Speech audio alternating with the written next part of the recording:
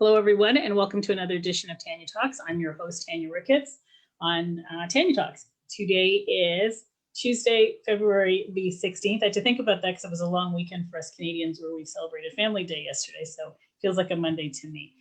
Tonight we have our returning guest, Theresa Simpatico, and we have Tanya Smith. So we have two Tanyas tonight, so it'll be very interesting on how we keep up with all three T's, because we're three T's tonight, triple T's. And we are going to have a lovely conversation tonight about acting on your intuition. What does it mean to act on your intuition? Because there are three of us and we have a wealth of things to say, I do want to kind of get right into it. So we're going to start with you, Tanya, tonight. Sure. It's weird saying my name. I'm talking to myself tonight. Right, absolutely. So I just, what does it mean for you to act upon your intuition? What does that mean for you personally? So for me personally, what it means to act on your intuition is following your internal GPS, which is your gut. For me, it's my gut. A lot of times I found in the past that I have made the wrong decisions where I didn't follow my gut, where there was that feeling that I had because I didn't have anything solid to really align with why I wasn't feeling aligned with something. I'm like, oh, Tanya, you're just acting kind of, that's just stupid. Why are you thinking that? It really doesn't mean that. And then I followed that wrong decision and it just comes back to bite me like later. I'm like, that's what I was feeling. Like, why did I listen to myself? So I'm sure all of us have been through something like that many times. And for me, I one of the things I thrive on doing now is whenever I get that feeling, I don't care what anybody says, I follow it because it's telling me something. Right. And Theresa, what does that mean for you? Yeah, similar. For me, it's in the gut as well. So, and I am known to follow my gut and my intuition. But, I was talking to Tanya earlier, and I mentioned it's great to follow your intuition, but where do you see it as being intuition or impulse? Which one is it? Because often we're also clouded by, fears of the future or pains of the past. And sometimes those can cloud our intuition. And it's not really intuition, but it's something that our mind tells us is what we should do because of what we know. So for me, like Tanya said, it's really in my gut. It's part of my true self, and that's how I know that it's right to follow my intuition. The one thing I want to add, though, is anything that we go through really wrong or really something we should regret, right? So when we don't follow our intuition, is there a reason that we didn't follow that intuition? Is there somebody there that had to show us something, teach us a valuable lesson, teach us something about ourselves that was mirroring to us? So I never say that intuition, not following my intuition, is a bad thing. I've not followed it and also come up with the same outcome, like, why didn't I follow my intuition? That was right. But then only to realize that there was something else for me to learn from that. So gaining valuable experience or knowledge or something about myself that I didn't know or something about my past that had to heal. So I look at it from two ways. So intuition is great to follow, but when we don't follow it, I don't feel when the outcome isn't what I want, that it's something I should regret and say, oh, why didn't I do that and feel bad about it? Does that make sense? Absolutely. Absolutely makes sense. And it's a nicer way to be loving and gentle to yourself in the process, because what I wanted to ask you, Tanya, when you said, oh, we don't act upon it, is there recourse? Like, do you have recourse on not acting on it? And Theresa, you've got a different spin. There may not be that type of recourse, but what I liked what Theresa just said, which is what I have learned over the years to kind of connect to, is really understanding your true self. Because I feel a lot of the times when we don't understand, when we don't know our true selves, we're not confident enough in the decisions or the thoughts that come up when we're trying to make a decision on something. So when we don't see that physical evidence of something, we're like, oh, we're ifing and butting. But it's because are we not connected and like really confident in who we are and know ourselves enough to know, is it, am I being fearful of something that happened in the past, that I need to do this because I need to push myself out of my comfort zone to learn something? Or is it, really something that's telling me, no, Tanya, like you need to kind of take a step back, think about this, and really understand what it is that you're feeling. I think when you said that, Theresa, that connected to me right away, like really understanding who we are and having no regrets about that. Yeah. Because a lot of the times, like just having that confidence to know, you know what, no, I know this and this is what I'm feeling, and acting on what it is that we know. Yeah, it really has to come from a place of purity, right? Because if it comes from ego, Yeah. or comes from the pains of our past and our environment, our experiences, or comes about something that you're afraid about, like in the future, then it's not really intuition anymore, right? Yes. So it's almost, how do we distinguish between impulsivity and intuition, fear? And there's so many things, but I think you nailed it. And that's the one thing that I was trying to get at, is that you have to know your true self. So when you have practices like meditation practice, a yoga practice can help. But when you can get to the core of who you are, you know that it comes from a place of knowing rather than a place of fear, impulsivity, and all these other things. You know in your gut because you know who you are. Right. And there's that confidence piece that you just talked about, where it is, the confidence piece to trusting it without bringing the past circumstances into it. It's that confidence piece to act and execute on that feeling that, and believe me, I've been in the situation where my gut's telling me something, but I can't say that it was a strong gut. It was just that little tiny feeling. So it's so challenging to trust that little feeling because it's surrounded by all the other noises of stuff. And it's having that confidence to just trust that little feeling. So sometimes we're like that big feeling, but it doesn't always come in that big feeling. Sometimes it's that little feeling, and those get lost. I find that those are the ones that get lost, and we betrayed those ones because it's not really loud. Yes. It's not just it's not loud. We're also afraid of our intuition, right? So here we are. It's such a double-edged sword because we're afraid of the intuition. We want to follow the intuition, but now we figure, is it really our intuition or is it my mind, my ego? So we have to really be able to learn who we are to be able to decipher those things. And even then, and admittedly, it's difficult sometimes, right? Like in my gut, I feel something, but I'm like, okay, so I have to, is this from a place of knowing? Because when I've dealt with so much trauma in my life, and I have, and we've talked a lot about this in the previous shows, sometimes I have to wonder if that intuition is based on that trauma. And so I really have to sit in it.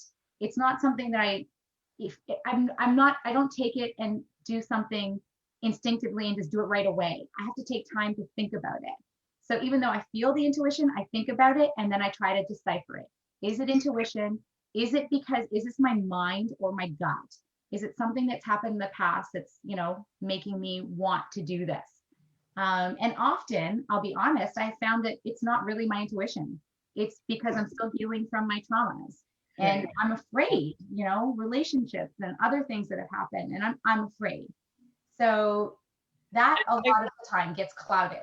Yeah. And I liked how you said, just the practices, some of the practices that you mentioned before, Theresa, that you do, because I find that a lot of people have challenges, and including myself, because I still struggle with that sometimes, where just finding time with yourself to kind of just be you, but just learn more about you, just understand you more. And I find that like through this whole pandemic, like that's one of the things I think that I enjoy the most, I would say, is just having and making dedicated time for myself to just, okay, so, what am I thinking? Like, what am I feeling about something? And sometimes just having like, an hour of just silence, just to kind of like, just decipher things, because I think it's really important when you said, Tanya, like sometimes just recognizing those small nuances of things that kind of pop up and you miss them. And I find that or get some of those things just being by myself in complete silence and being able to understand, okay, so what does this mean? and then being able to decipher between, okay, so is this my gut or my intuition telling me something, or am I overthinking this? Like, I'm able to better distinguish between the difference between fear that's coming from my mind, or just, my gut telling me, okay, something, or just listening to my heart on, okay, so, listen to yourself and trust yourself.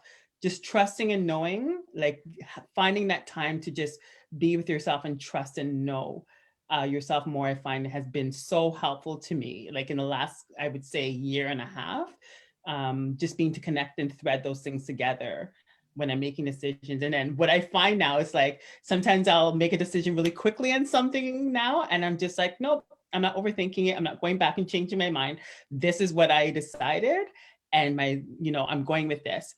And what I find that does is, even if it's not the right answer, it gave me that confidence that I was able to make a decision and trust myself to make it, but also trust myself that if it wasn't the right decision, I can quickly pivot and turn that around. So, Right. And like I said, I don't think there's ever a wrong decision. We're here, it's a human experience, it's a human existence. absolutely. And we're doing the best that we can with what we have, right? And so is it ever wrong? As long as we treat ourselves kindly with what happens, right?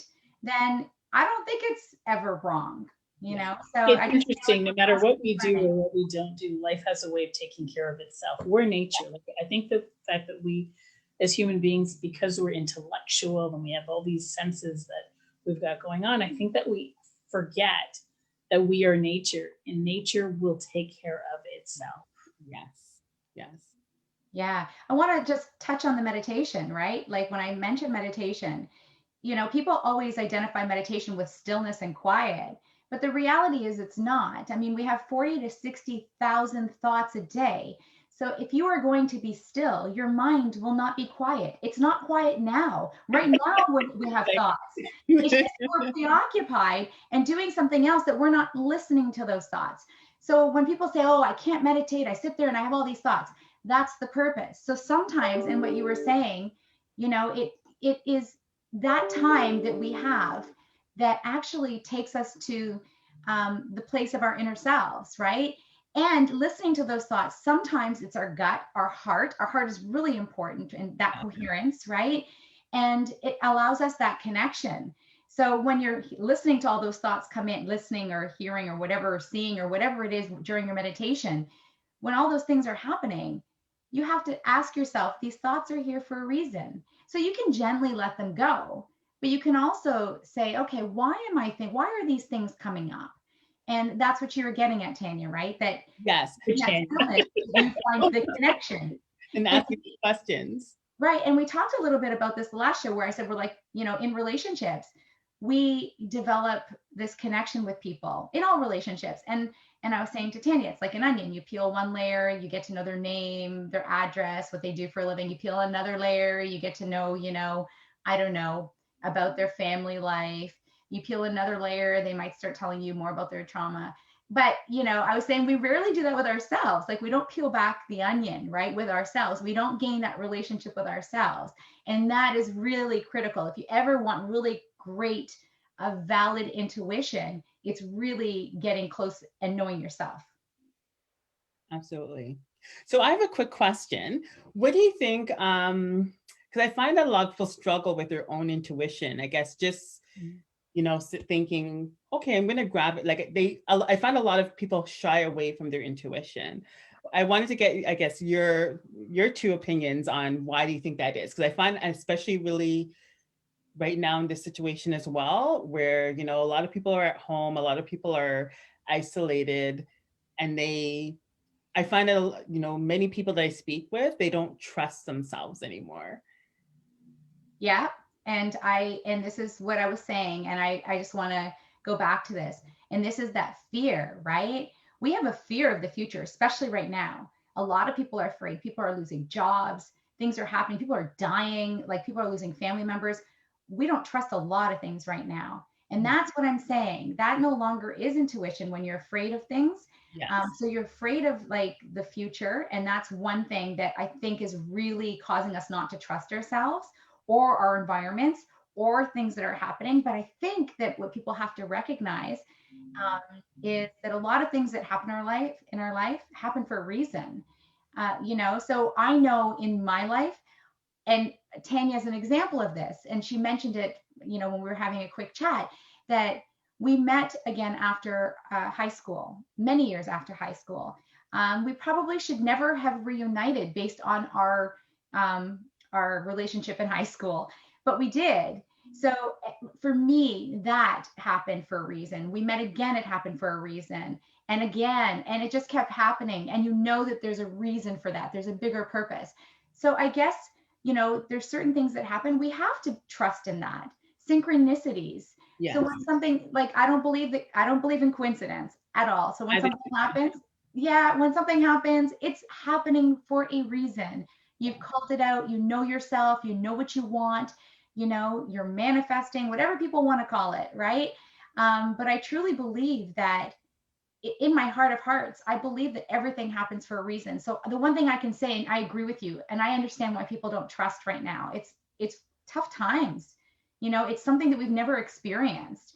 It's traumatic, from a lot of different perspectives, from financial perspective, from an emotional perspective, mental well-being perspective, all different things, right? And these aren't things we've had to face. I mean, we have in our past trauma. A lot of us had to face these things, but this is completely different and out of our control. A lot of things from the past were out of our control too. So we're reliving things, and it's hard. But I would say that we have to know that, like Tanya said, and everything happens the way it's supposed to happen, that the universe has our back. It's here. God, I really truly believe in the power of God. And, and I think that everything has purpose.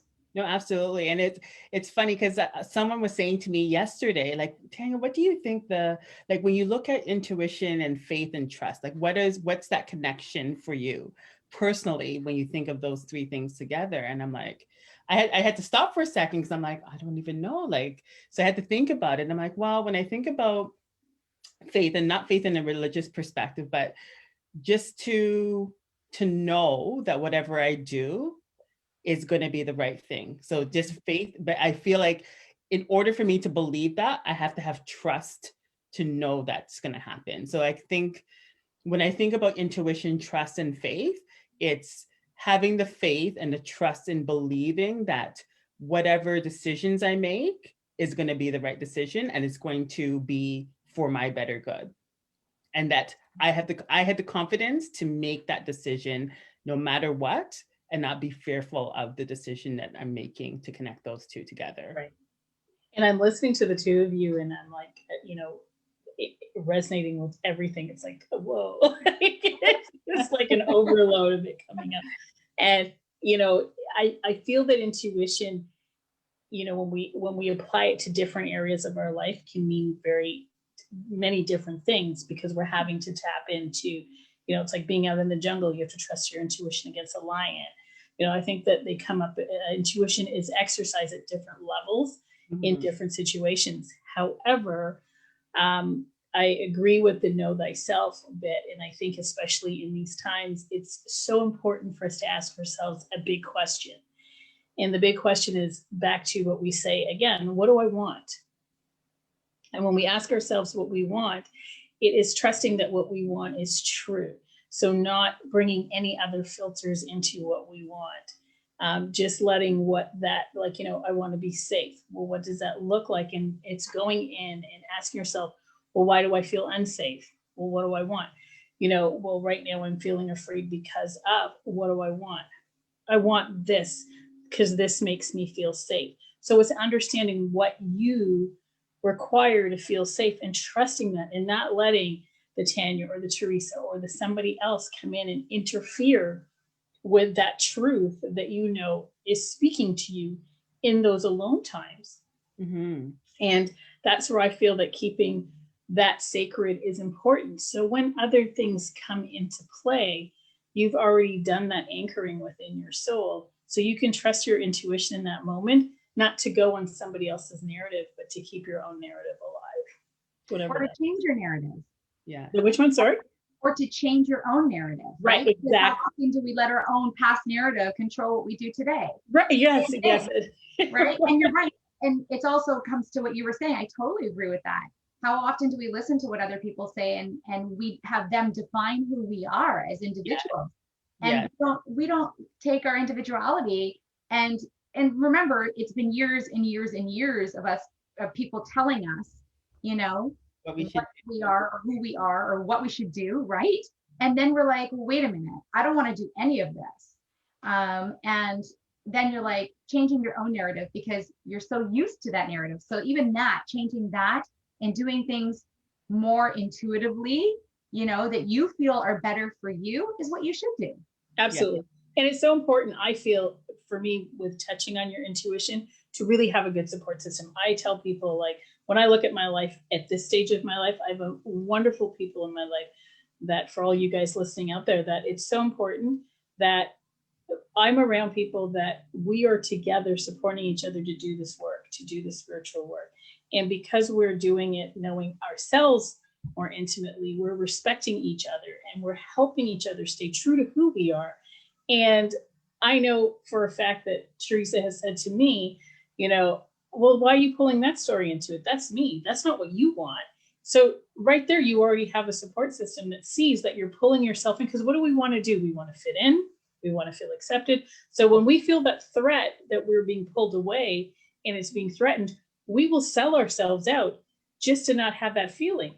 Well, you know what? It's so great to have somebody in your life that comes in and says, well, no, sweetie, I still love you. I want you to be who you are. And they're going to push you to be exactly where you need to, where you want to be, so that they're teaching you how to stay true to your intuition and still being there to walk alongside you.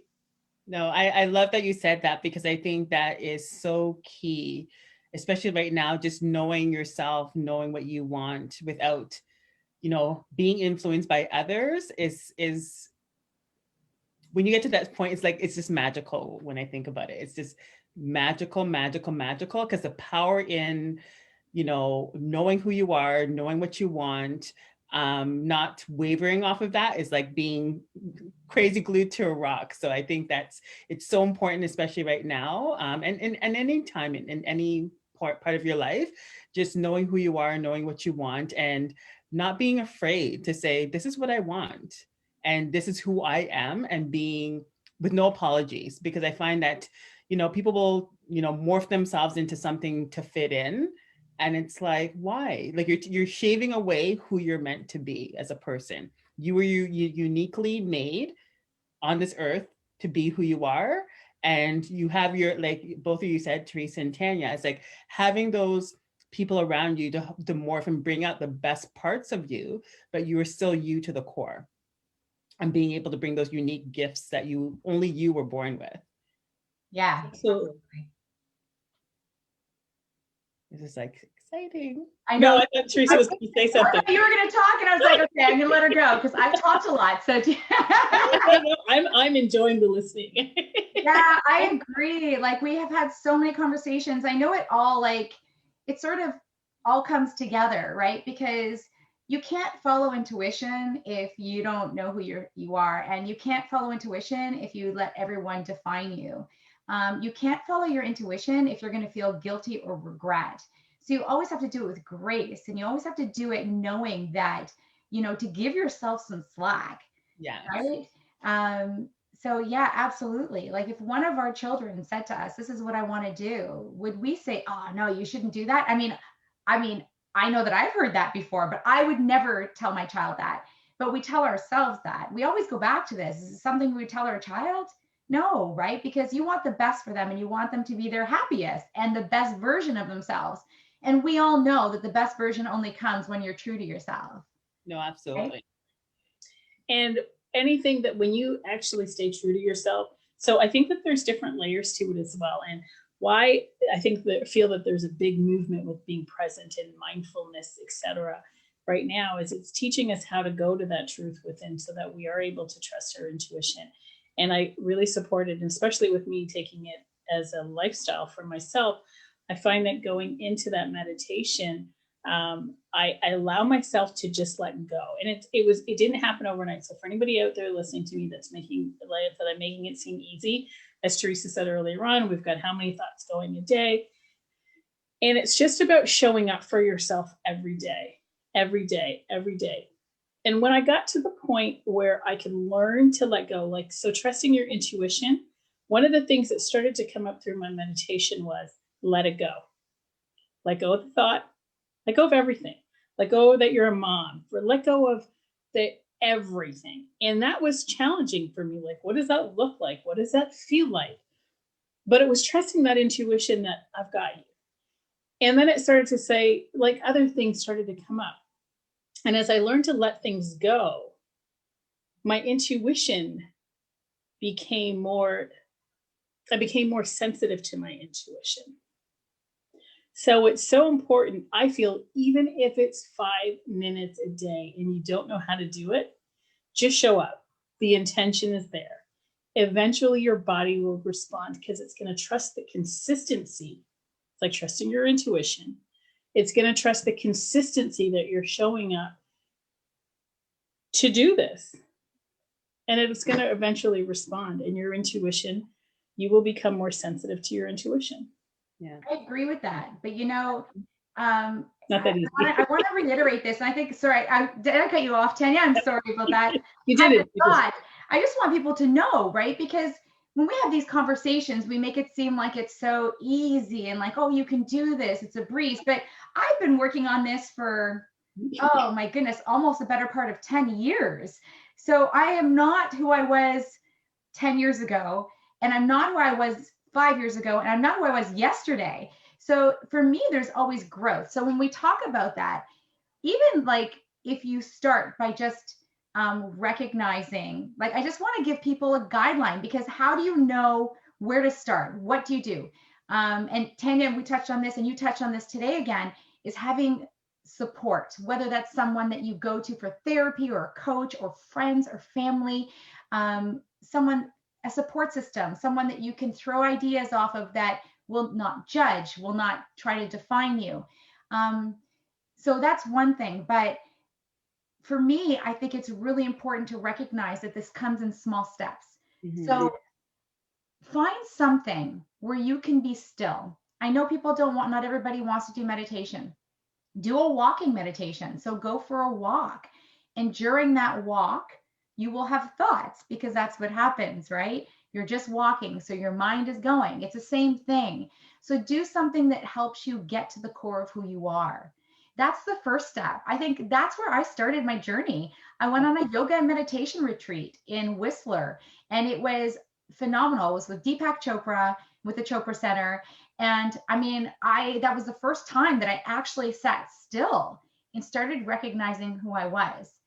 And even after that first week of doing it, I was like, wow, this is powerful. As a matter of fact, even before that, I saw Deepak Chopra in a conference in Toronto, and he did a 10-minute meditation after he spoke for a couple of hours. And that was the first time that I felt so still. I could feel my heartbeat.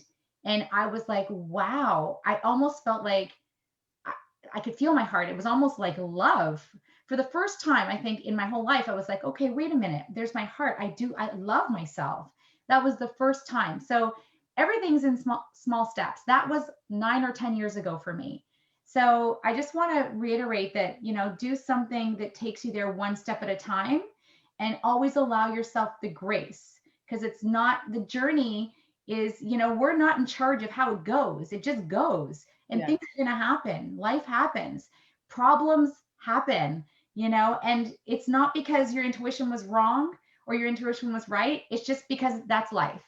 Right? So recognize that. I just wanted to say that. Sorry, Tanya, that I No, don't apologize. Yeah. And I was going to say, I'm glad that you brought it up too, because it's like, when you think about it, a lot of people think the journey to the inner work that we have to do on ourselves, everyone thinks, oh, it's like flowers and it's nice and everything goes perfect. And it's not.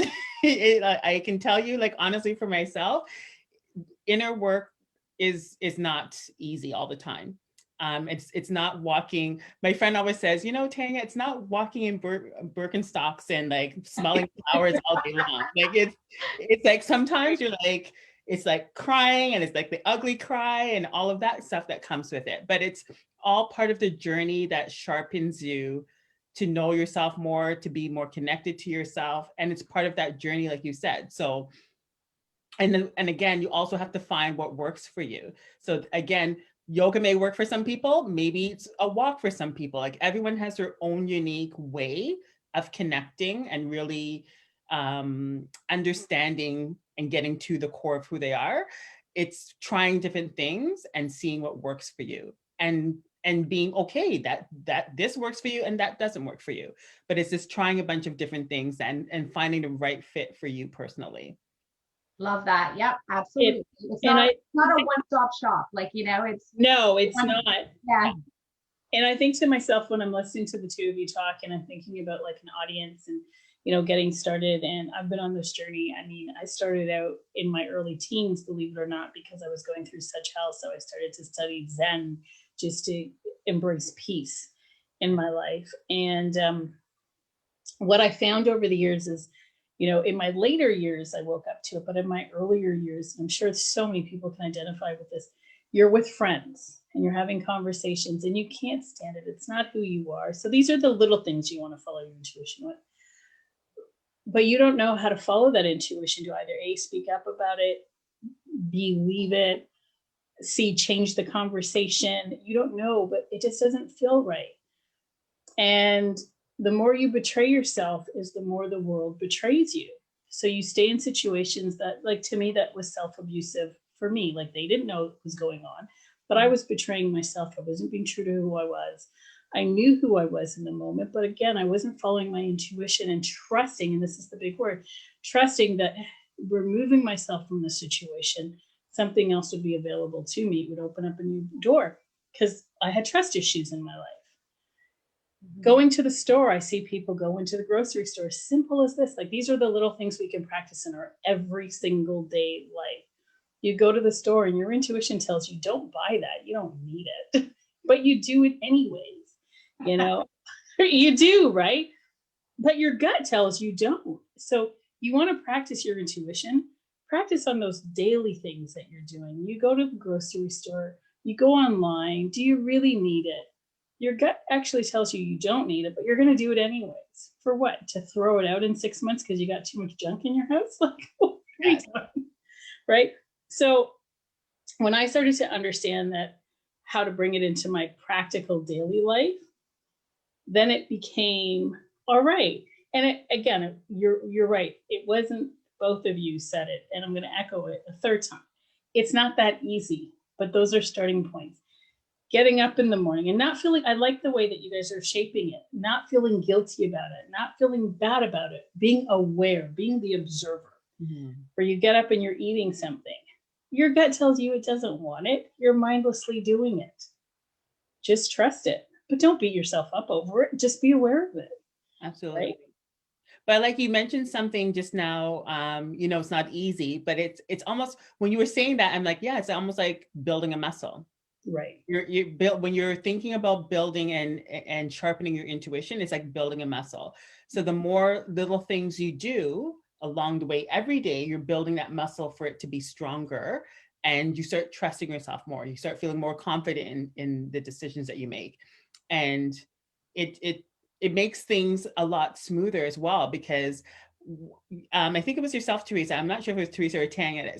One of you said, you know, it's like when you're not in flow with something that, or a decision that you make, and you just keep doing things that, you know, your gut's telling you not to do, you're betraying yourself. And what I feel is that, and what my experience has been, the more that I've built that muscle on trusting myself more, the decisions that I make are more aligned with me. And I find that it's an easy, like I find that everything's so easier. It's almost like it's building a flow because I'm in alignment with what is right for me. That's interesting, because when you call it a muscle, I call meditation a muscle of, like, building the muscle of the mind, right? To me, that's very similar, right? Yeah. It's when you're meditating, you're building muscle. Like, we exercise, not that I'm doing very much of that right now, but some people exercise, they go, I walk. Okay, so that's exercise. But you know what I mean? Like, people exercise to actually exercise and lift weights and stuff. And, they're building their body muscles, right? And then I find meditation is building your mind muscle, your heart muscle. It's like building all those things. And then you just said that too. And I'm like, yeah, intuition is just that other muscle, right? We can just add it to that group of muscles because they're all really connected, right? So Yeah. it's really important. So when you said that, I was like, yeah, that I like that. So I'll have to add that one to my muscle list. Intuition muscle. Exactly. Well, it's connected, right? When you're meditating, you know your true self. It's building your mind muscle, your heart muscle, your soul muscle. Yeah, it's like that full alignment. Right. And here's the bridge to it all now. And it is finding the courage to act on that intuition. Yes. That is like the big component that stops people. So I almost feel like it's like when we get things intellectually, but doing the work to change it is work. That little bridge to take that leap of faith to act on, and so we trust the intuition, we get it, it's that voice, we get, oh yay, we're all happy, woo-hoo. But now we got to act. Yeah. That's the toughest part. Especially when it's like, okay, so I'm the only one that, especially when you're making a decision where you're the only one that's on one side. I find that's when you start questioning yourself more. Okay, so am I making the right, how come everyone else thinks that? And I'm the only one that thinks this.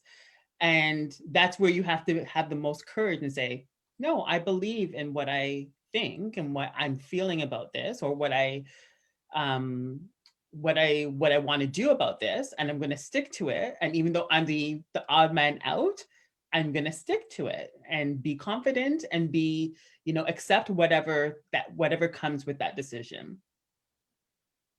Absolutely. Absolutely. But we always have to remember that the biggest thing that controls people is fear, right? Fear is the master controller, right? And we've seen it. We see it with ourselves. We see it with people around us. We see it with our children, and I know for me, that has been the biggest factor in me doing a lot of things in my life, including following my intuition. I'm so afraid, but what if it doesn't? I know it cliche, if you say like, but what if it does?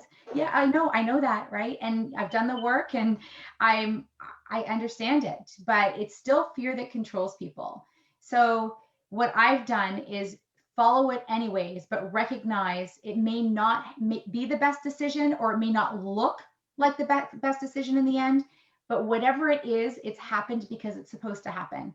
So if we believe there's always a greater purpose to what we're doing, that helps in alleviating that fear. Because even though we're afraid and like, oh my gosh, and it's debilitating at times. And if we get past that fear, I always think that there's amazing things. And like I said, even if it doesn't work out the way we saw it or pictured it, it's okay, because we learned something. Either we learned that we're not doing that again because it doesn't work, right? Or we learned that something amazing happened, or we learned something really important about ourselves, or something. But for me, that's the way I got past it, is to recognize that it's okay to be afraid, but you have to cross over. You have to climb the wall and cross over the wall. You can't just be on the edge, right? You got to get over there and then see what happens. What do you have to lose? Yeah. It's interesting. I'm listening to the two of you talk about, that fear, and when you're like everybody's not against you, but their view of it is very different than yours. And I'm going to take it a little bit deeper, because usually people come from a place, and I'm not saying everybody, I'm just making a general statement here. And I'm actually going to speak for myself, that I didn't know that it was humanly possible, because in my filters, nobody had support. So in my world, I didn't think I was deserving enough to have people alongside me that could nurture my intuition. So I was always sitting alone in situations and feeling like I was going against the grain. And as I started to do this self-love, like the work to love myself, and I started to open up to the idea that I could have the support and the love and all the rest of that goodness in my life, when it came to my intuition, I realized that I now had a community of people that I felt safe around in order to share it. And whether or not they agreed, what was different was they were able to nurture and help me stand in my intuition and say, I don't identify with it. but I'm with you and I got you. So whether it goes right or wrong, it actually doesn't matter, because what mattered was that I now had a support system that says, I have you, I have your back. No matter what happens, I'm riding with you. And But it's so can I ask you, important. I want to cut you off, but Mm-hmm. are you riding with yourself? You know, Am at I the end, right? are you riding with yourself? Like, you have the support and that's Yeah. fantastic. But what about really believing in yourself without that? So what about if people don't have support, right? Can we do it on our own? I believe that support Absolutely. Because I find systems- that the more and more I trust my intuition, to be honest, the less I actually tell anybody anyways. People usually And I think it's great to to have that community of support, because I think that community of support also leads to supporting your own self-evaluation. And it's not that you rely on other people's opinions on you to determine what and who you are, but it's just everybody needs support, right? And I find that just having that sounding board can also, I think you'd mentioned, Theresa, sometimes, talking yourself out of, something that could be really off the wall too. And asking you questions to bring you back to, oh yeah, I know. So almost having that sounding board to question you, so you can also realize that you have the answers and that you know yourself. Exactly. So I think having the combination of the two really works really well. Yeah, it's a validation, right? So someone validating your thoughts and feelings, and that for me is something that we like. For personally, I struggle with because of my past traumas. I'm not enough, and I can't be loved, and all these great things that I was introduced to in my life. And what I wanted to say, and sort of is like, we take everything that we has been created for us in our past, especially our young childhood, because we had no control over that. Sort of like COVID, we have no control, right? And we take all that stuff and it carries with us for so long until we recognize that. So I want to go back to this again, is trying to take those things and heal from them. And it doesn't happen overnight, but one step at a time, baby steps. That's all it takes, right? And that's where I started, and that's I think where most people start, is baby steps. Or why am I always having failing relationships? Why? I'm done. Like, I don't want this anymore. I want to change this. And that's where it happens. When something big happens where you say, I don't want this anymore. Like, what can I make it? How can I make it different? It's inside of you. It has to come from inside of you, right? Yeah. So I wanted to say that you were saying that the validation gets me, because I believe that we should be our own validators. Although it's nice to have, like you said, Tanya, the combination. Yeah. I really want people to validate themselves, right? Because I always looked for validation, and nothing I did was based on myself. Nothing, because I needed something else. I think it's taking it in steps. Like, it's like that onion talking about, where you start out feeling alone, and that support that comes, they help nurture your intuition until you can ride on your own. It's like your child, you're raising your child, and then you give them all the skills. And then you say, okay, guys, you can go out in the world on your own. Yeah. So I think it's that, like, when you talk about healing from trauma and stuff, a lot of times when we're healing, we lack trust, we do lack the validation. So there are components of our bodies and our minds, everything that are healing. So we go through that stage. It's like, there's the layers of the victim, the layers of, there's stages, not layers, stages of it. So I think with intuition, it's no different, where we're going through the stages. All right, well, we have the support, we have this, we have that. And it starts to resolve a lot of the conflicts that we have going on within. And then from there, when we deal with that aspect of it, and I tell you, I'm at that place now where, not in every area of my life, so let me not pretend, but a lot of areas of my life where I feel more comfortable just trusting that intuition. And oftentimes when you get to that place, you don't even say anything because you're too busy just responding to what's in your gut.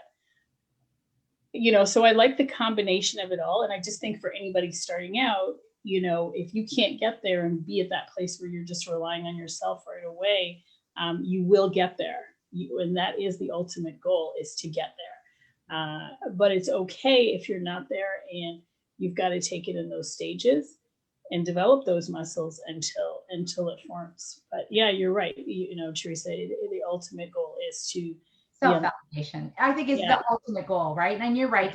And for all of us, the steps are different. Yes. Absolutely. So like, again, just like with doing something that brings you to yourself and to your soul and your true self, I mean, different for everybody what it looks like. And this is different for everybody as well.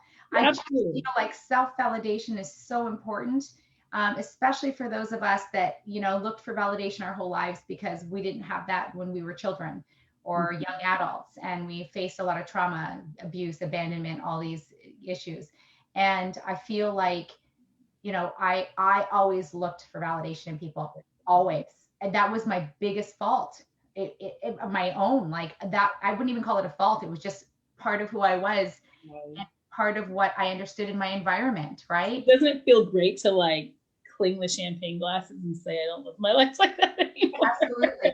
I don't look for validation. I love having conversations, and often I will say, things that I'm going through, but I really know in my heart and in my soul what I need and what I want. Yeah. The fact that I'm lucky that I have people to validate, that's wonderful. But for me, the most important part in all of this is that I'm able to validate those things myself.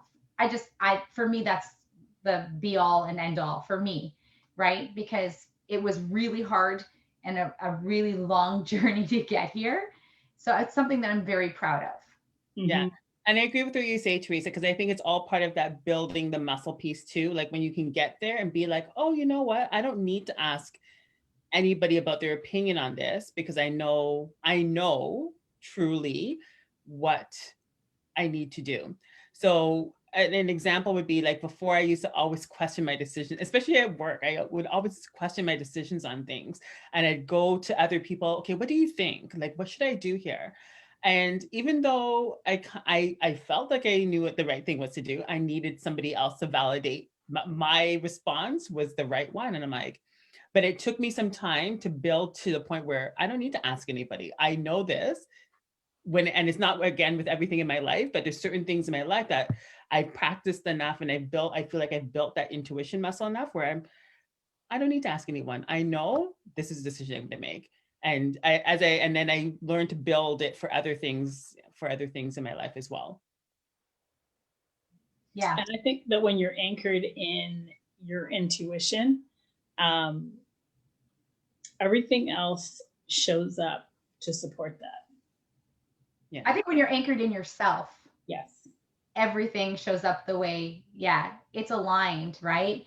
And intuition is part of that. But I feel that the most important part in all of it is, trusting yourself and knowing yourself, right? So, and we've talked so much about that, but really that's the goal. Yeah. Right? And then things happen the way they're supposed to happen. And like we talked about synchronicities, and the more you know yourself, I don't know, I found in my life that the more synchronicities that happen, and I'm like, oh, wow, wow. Okay. That was not by accident, and I know we've had a lot of those aha moments, right? Where we realize it's because we've done the work that these things are happening. Right. And you're right. It happens with knowing thyself more, where it shows up and you're anchored in it. And, it's a whole other conversation, a whole other talk. Yeah. And when you become into alignment with who you are, there's no fight on all dimensional levels. So that reality within is already, it already exists. It just is. So it has to appear. And I think that when I don't know I can tell you many experiences in my life where I trusted my intuition. It just was. With whatever it was. It could be the simple things, as I say, because I think it's important to make it also tangible, where you're in the grocery store and, and I've been in the store and I'm like, you know what, you want it, but your intuition's telling you not to get it. And I kid you not, somebody shows up and gives it to me as a gift. It's like, there's no coincidence. So yeah. I'm just making it tangible for some people that maybe aren't doing the deep spiritual work that we're doing in this level, but they still want to learn how to tap into their intuition. It's like, follow it, because a lot of times it shows up anyways. And if you're in alignment and there's no resistance, but your gut's telling you don't get it, and you're in alignment for it, it's going to show up anyways. It's going to find a different way to get itself to you, for instance. Yeah. Or if that conversation that you're not feeling right having. And I'm sure that there's everybody out there that's had this moment where they're in a conversation that they know their gut saying, like, why are we having this conversation? Only to find out that that conversation ended up coming back to bite all those individuals in the behind out of gossip or rumors or whatever. And you're glad that you actually trusted your intuition and you didn't participate in it. You just stayed an active listener, which made you a little guilty at the same time too. You know, so it's just on those levels of just trusting. Yeah. And when just to add on to the piece that you just mentioned about the just trusting piece is also, for me, I found like letting go the any expectations to the outcome of any decision that I make has been so freeing to me, because it's just like, okay, like whatever I'm going to decide about it, it doesn't matter, because it's going to work itself out. Because if it's in alignment, whatever happens is going to happen. That sound familiar, Theresa? That's your narrative. That's my narrative. And you know what? And if you read The Seven Spiritual Laws by Deepak Chopra, that's one of them. It's the law of detachment. Yeah. And it's so important because, and I love that you brought this up, right? Because detaching from outcomes, it makes you not feel any way about them, right? And nothing that happens will make you feel anything bad or like give you, like, I'm not exactly sure how to say it, but it doesn't make you feel awful when something goes wrong because you're detached from it. So you didn't have an outcome. So if you don't have the outcome, you can't have the negative feelings or connotations that are associated with it, right? So just clarify that though for people, because I know it just because we've had many conversations about it, but it's like having a desire but being detached from the desire. So there's really no disappointment at the end of the desire because you were detached, but you still have the desire. How does that work? Okay, so you can have a desire, but what actually happens may be something totally different and awesome than what you expected, if you expected it, right? So if you expect, say you're single and you're expecting to meet this, person, tall, dark, and handsome, but you meet this other person who has a lot of other better qualities, so you expected one thing, but if you have no expectations, right? Or you're detached from the outcome, then this person is what you were supposed to meet. That's the right thing for you. That's the way I see it. Tanya? So when we talk about, as you said that, something came to my mind right away. And it's that feeling. So intuition, your gut, it's all about your feelings. It's being really tuned into your feelings. And I remember coming across, and I'm going to be telling my female children are teenagers, they're going through hormones and boys and this and everything else. And I said, guys, don't look at a boy and say, I want him. Go into what you want to feel like in a relationship. And these are, I'm telling my children this, my teenage children, so make a list of how you want to be treated and how it makes you feel, and focus on feeling those feelings, and let that, like, the intuition is all about feeling, and allow that, trust that intuition of what you're knowing yourself, what makes you happy. When you're doing this, what make it, like, capture all those feelings, make a list of it, and just allow that to show up in your life. Like you said, Theresa, and I said, let it go into the universe. Just let it go. Yeah, if you're detached from it, right, then whatever happens, happens, and it's meant to happen that way. Right. Like, that's just the way I see it. Like, I know that that's one thing that I practice a lot of. Like, I left a job and came and worked, and I work with, with my partner. And I had to detach from everything that I felt may or may not happen within that. And it's been fantastic, because I detached from any outcomes. I said, okay, whatever happens, happens, right? So if it didn't work out, something else would have happened. So that's what I mean by detaching, really not being attached to what's going to happen after you make that decision. Yeah. Right? I feel that that's what detachment is. Teresa's been very instrumental in reminding me a lot of times. Just detach from it. Okay. It's hard to detach. It is hard. It's difficult. It is hard. I'm not going to say it's easy. That's why I couldn't even really describe. Like, it's hard because when you say you're detaching, but you're saying I want to work there, and I put my resume, like, I want that job. I want that. That's what I want, right? And then you're so focused on it that sometimes you know, if it doesn't happen, you're distraught, you're upset, you know, but you don't recognize that what actually is going to happen is going to be way better for you, right? So if you're detached, and even though you apply for that job and you don't get that job, something better will happen that's really meant for you. So that's what I mean by trying to not attach. Not to say don't do things, like go for it, try, but don't worry about what happens or doesn't happen, because whatever happens is what is supposed to happen. And that's where I like the whole idea that I've been learning a lot more of in the later years was attaching yourself more to the feeling. Like, you know what? Yeah, I may want that job, but really what I want, you know, I want to work for that company, but really what I want is a healthy environment to work for. Really what I'm looking for is to be surrounded by great coworkers. So it's like, I'm going to apply there hoping that I get that out of there. But if it doesn't happen, it's because that company wasn't in alignment with the feelings that I was looking to feel within that environment. So you're right, Theresa, it brings you to something that is in alignment that's even better than, and that's when we detach from it. What's that? There's a saying like, you know, leave it to the universe because they can do a way better job getting you where you want to be than you trying to do it yourself, right?